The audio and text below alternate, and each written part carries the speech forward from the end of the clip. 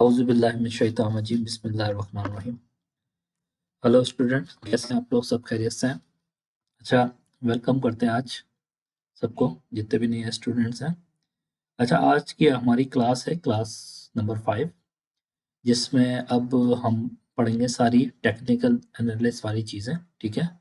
और technical analysis का हमारा पहला जो टॉपिक रहेगा वो रहेगा फिबोनाची रिट्रेसमेंट पर, ठीक है।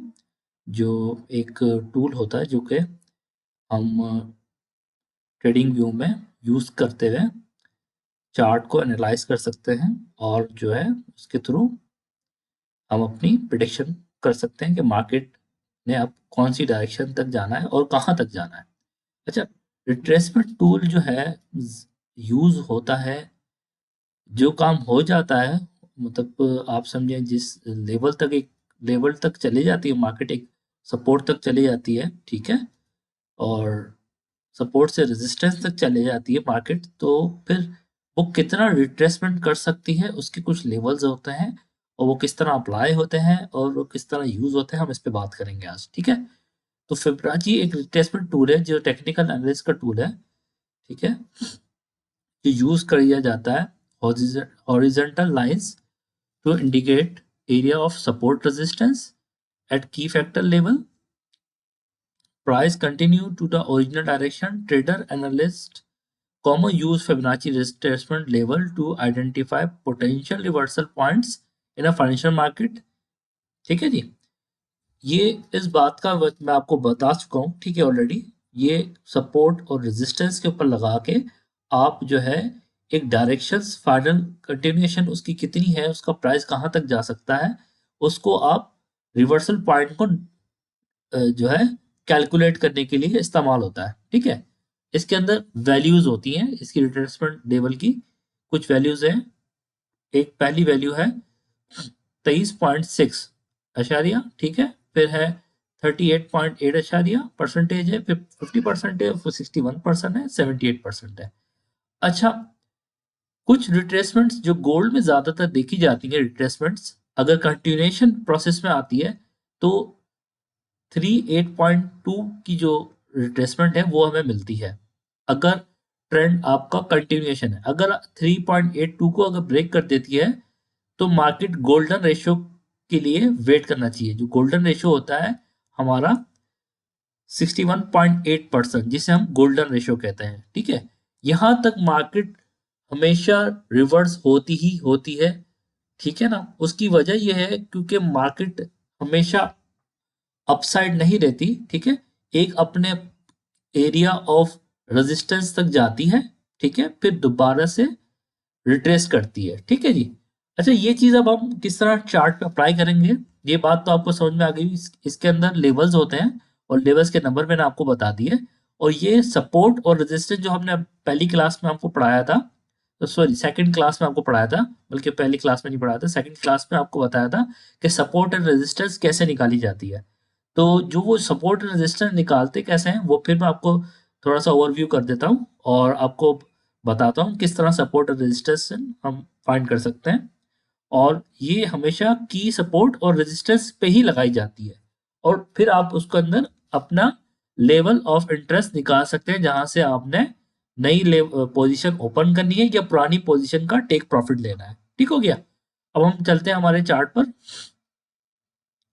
अच्छा, अब हम आ जाते चार्ट पर। अच्छा, ये एक टूल है, मैं इसको लगाया हुआ मैं हटा देता हूँ, ठीक है। अच्छा, जैसे मैंने आपको बताया कि सपोर्ट एंड रेजिस्टेंस पे लगाया जाता है। हमारी जो मेजर सपोर्ट है वो बनी है लास्ट ये, ठीक है। उसके बाद एक ये सपोर्ट थी, रेजिस्टेंस बनी, फिर इसने ब्रेकआउट किया। ये एक और सपोर्ट रेजिस्टेंस थी हमारी, ये सपोर्ट बनी, प्राइस अप गई, ये रेजिस्ट किया यहाँ पर। ये पैटर्न बनाने के बाद इसने ब्रेकआउट किया, ठीक है। जब ब्रेकआउट हो गया, ब्रेकआउट के बाद हमेशा जो लगाई जाती है वो लगाई जाती है किस पर? सपोर्ट और रेजिस्टेंस पर, ठीक है। ये नीचे वाली हमारी सपोर्ट थी और ये ऊपर वाली हमारी रेजिस्टेंस है, ठीक है। अच्छा, अब हम हमारी फिबोनाची टूल होता है, ये साइड में आप देखेंगे, ये एक फिबोनाची रिट्रेसमेंट का टूल होता है, ठीक है। आपने इसको क्लिक करना है फिब रिट्रेसमेंट, यहाँ पे आपको ट्रेडिंग व्यू में मिल जाएगा। इस पे आप क्लिक करेंगे।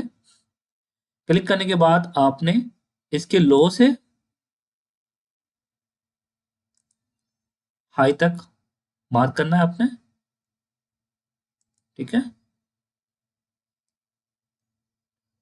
ये देखें, जो ये प्राइस ने हाई लगाया, हाई लगाने के बाद ये 30 मिनट का कैंडल का चार्ट है, देखिए टॉप लगाया। आप यहाँ से एक पोजीशन बना सकते थे क्योंकि ये एरिया ऑफ रेजिस्टेंस था, ये हमारे पास ऑलरेडी मार्क है 35 का, ठीक है। उसके बाद इसने रिट्रेसमेंट करी कितनी, जो हमारा लेवल है पहले लेवल तक। जो पहला लेवल हमारा क्या है, पहला लेवल है हमारा 23.6। 23.6 तक प्राइस वापस ड्रॉप हुई, ये देखें, ये एक रेजिस्टेंस पे टॉप बनाई, यहां से आप एक पोजीशन क्रिएट कर सकते थे, ठीक है। क्योंकि हमेशा जब रेजिस्टेंस पे आती है मार्केट तो वो एक बाउंस बैक लेती लेती है। वो कितना ले सकती है, कम से कम इतना तो लेगी लेगी, जितना ये आप देख रहे हैं ना। देखिए यहाँ तक आई है मार्केट, बिल्कुल यहाँ तक आई है। तो इस तरह आप नई पोजीशन अपनी क्रिएट कर सकते हैं, लेकिन की रेजिस्टेंस के ऊपर जाए मार्केट उसके बाद आपने लगाना है, ठीक है। ये इतनी रिट्रेसमेंट करी, ठीक है, और फिर ये एक पैटर्न क्रिएट किया मार्केट ने और ब्रेकआउट कर दिया। इस तरह हम हर चीज को एनालाइज पहले कर सकते हैं और एक अच्छी जगह से लेवल टू लेवल जो पोजीशन है इस तरह एग्जीक्यूट करते हैं। अब नेक्स्ट हम देख लेते हैं, ये आप देखना है नेक्स्ट। अब हम ये सपोर्ट एरिया था हमारा, ठीक है, क्योंकि ये ब्रेक हो गई, अब ये हमारा सपोर्ट बन गई। जब एक रेजिस्टेंस तोड़ देती है तो वो रेजिस्टेंस सपोर्ट में कन्वर्ट हो जाती है, ये हमेशा ध्यान में रखिएगा। जब रेजिस्टेंस ब्रेक हो जाती है तो फिर वो सपोर्ट बन जाती है, ठीक है। और अब हमारी नेक्स्ट रेजिस्टेंस कौन सी थी, अब नेक्स्ट रेजिस्टेंस हमारी ये है, ठीक हो गया। अब हमने दोबारा फिबोनाची रिट्रेसमेंट टूल का यूज करते हुए लो टू हाई हमने इसको मार्क कर दिया, ठीक है। अब देखें, जो सिचुएशन नीचे आई थी वो सिचुएशन यहां तो नहीं है। उसकी रीजन क्या है, उसके सबसे बड़े रीजन ये है क्योंकि एक ये ऑलरेडी ओवरबॉट एरिया में आ गया, ठीक है, जो कि हम आगे पढ़ेंगे, जो डाइवर्जेंस और आरएसआई के कुछ मैकडी वगैरह के टूल्स होंगे, क्योंकि ये अब ओवरबॉट हो चुका है, ठीक है ना।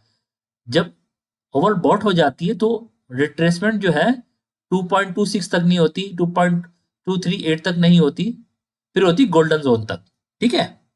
जो कि गोल्डन जोन से नीचे ये हमारा गोल्डन एरिया है। ये टोटल जो नीचे आ गया ना 6.8 का से नीचे जितना एरिया हमारा गोल्डन जोन एरिया है, फिर लास्ट लेवल तक इसने टेस्ट किया, ये देखें,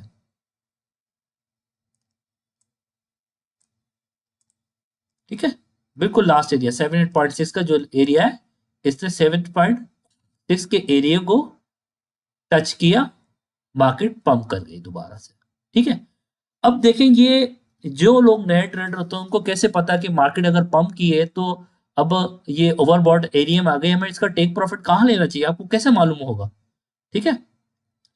तो टेक प्रॉफिट के लिए कोशिश ये की जाती है, जब ओवरबॉट एरिया में हो, आपने अगर यहां से शॉर्ट बिल्ड कर रहे हैं आप, ठीक है, तो आपने जब यहाँ से शॉर्ट पोजीशन बिल्ड की, अब आपने कैसा अंदाजा लगाना है कि ये शॉर्ट पोजीशन जो है मैं कैसे क्लोज करूं, मैं टेक प्रॉफिट कहाँ से लूं। होता ये हम लोग लगा देते हैं ट्रेड, थोड़ा सा प्रॉफिट होता है बंद कर देता है, हमें ये नहीं पता होता टेक प्रॉफिट लेना कहाँ है। जब ओवरबॉट एरिया में आ जाती है मार्केट, बहुत ज्यादा पंप हो जाती है, तो वो अपना गोल्डन जोन को टच करने जरूर आती है।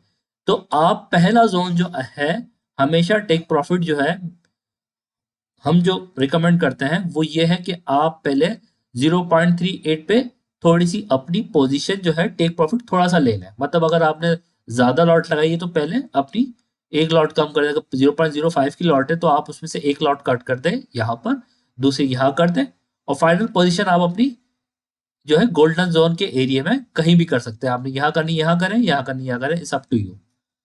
लेकिन मार्केट गोल्डन जोन को जरूर टच करती है जब ओवरबॉट में मार्केट चले जाती है। तो गाइज, आपको उम्मीद करता हूं ये फिबोनाची रिट्रेसमेंट टूल को समझने आ गया होगा, इसको किस तरह लगाया जाता है और सपोर्ट एंड रेजिस्टेंस को कैसे फाइंड किया जाता है।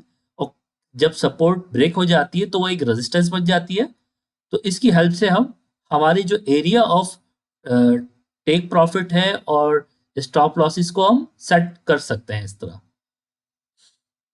अच्छा, कुछ चीजें और है मजीद इसमें, हाउ टू यूज, ये मैं आपको जो बातें बताई है मैंने, ये सारी बातें ऑलरेडी मैंने आपको समझा चुका हूँ। पोटेंशियल जोन रिवर्सल, ठीक है, रेजिस्टेंस एंड सपोर्ट, ये मैं आपको सारी बातें चार्ट पे लगा के समझा चुका हूँ। इस सारी चीज़ों को आपको समझने की ज़रूरत नहीं है, मैं आपको सिंपल अल्फाज में सारी बातें बता चुका हूँ, ठीक है। अच्छा, इसमें कुछ चीज़ें और होती हैं जो कंफर्मेशन है, क्लस्टर की बात है, वो हम लोग आगे फर्दर जो आएगी हमारी क्लासेस, हम उसमें आपको समझाएंगे। ठीक हो गया। तो व्यूअर्स, हम आपके लिए बड़ी मेहनत कर रहे हैं, काइंडली आप अपना फीडबैक दें, ठीक है, कमेंट्स के थ्रू भी दें, और लाइक ज़्यादा से ज़्यादा करें हमारी वीडियो को, ठीक है। इंशाल्लाह मज़ीद आपको इसी तरह की इंफॉर्मेशन आगे मिलती रहेगी। जज़ाकल्लाह, अल्लाह हाफिज़।